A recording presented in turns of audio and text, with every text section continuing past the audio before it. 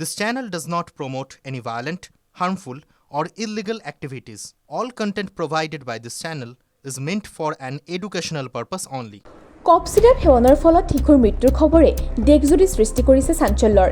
20টা শিশুৰ মৃত্যুৰ পাছত কোল্ড চিৰাপৰ পৰীক্ষামূলক ব্যৱস্থা গ্ৰহণ কৰা হৈছে। এই সন্দৰ্ভত অব্যাহত আছে তদন্ত। কেন্দ্ৰৰ পৰাও জাৰি কৰা হৈছে কঠোৰ নিৰ্দেশনা। সকলো ৰাজ্য আৰু কেন্দ্ৰীয়শাসিত অঞ্চলত ঔষধজাত সামগ্ৰীৰ অধিক কঠোৰ পৰীক্ষা কৰিবলৈ নিৰ্দেশ দিছে স্বাস্থ্য সেৱা সঞ্চালয়ে। ইয়াৰ পূৰ্বে শিশুৰ মৃত্যুৰ সংখ্যা আছিল 16টা। যোৱা 24 ঘণ্টাত মধ্যপ্ৰদেশত নতুনকৈ 4টা শিশুৰ মৃত্যুৰ খবৰ পোৱা গৈছে। তদন্তত প্ৰকাশ পাইছে যে 4 বছৰৰ তলৰ শিশুক দিব নলগা কেইবাটাও কফ চিৰাপ অবৈধভাৱে বিক্ৰী কৰা হৈছে। ইয়াৰ পাছত কেন্দ্ৰই সকলো ৰাজ্য আৰু কেন্দ্ৰীয়শাসিত অঞ্চলৰ ড্ৰাগছ নিয়ন্ত্ৰক নিৰ্দেশনা জাৰি কৰি ঔষধ নিৰ্মাণত ব্যৱহৃত কেঁচামালৰ প্ৰতিটো গোট পৰীক্ষা কৰিবলৈ কৈছে। উল্লেখ্য যে মধ্যপ্ৰদেশ আৰু ৰাজস্থানত শেহতীয়াকৈ কফ চিৰাপ সেৱন কৰি শিশুৰ মৃত্যুৰ ঘটনা পোহৰলৈ আহিছে। যোৱা বছৰ ভাৰতত নিৰ্মিত কফ চিৰাপ সেৱন কৰি শিশুৰ মৃত্যুৰ ঘটনা গম্বিয়া আৰু উজবেকিস্তানত দেখা গৈছিল।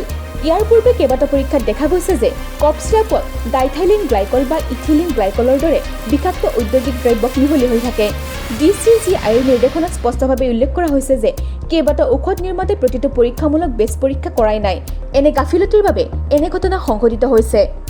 মন কৰিবলগীয়া যে মধ্যপ্ৰদেশৰ চিন্দাৱাৰাত বিক্ৰী হোৱা কোল্ড চিৰাপত ডাইথাইলিন গ্লাইকলৰ উপস্থিতি পোৱা গৈছিল, যিটো নিৰ্ধাৰিত সীমাতকৈ 500 গুণ বেছি। চিৰাপ সেৱন কৰাৰ পাছত 6টা শিশু চিকিৎসালয়ত বৰ্তমান ভৰ্তি হৈ আছে। তেওঁলোকৰ অৱস্থা সংকটজনক। শিশুসকলে খোৱা 19টা চিৰাপৰ নমুনা ইতিমধ্যে সংগ্ৰহ কৰা হৈছে।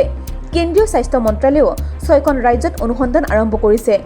ৰাজস্থান, মধ্যপ্ৰদেশ, তামিলনাডু, কেৰালা আৰু মহাৰাষ্ট্ৰত কোল্ড চিৰাপৰ ওপৰত নিষেধাজ্ঞা আৰোপ কৰা হৈছে। News Desk Report, TV9 Assam, Digital.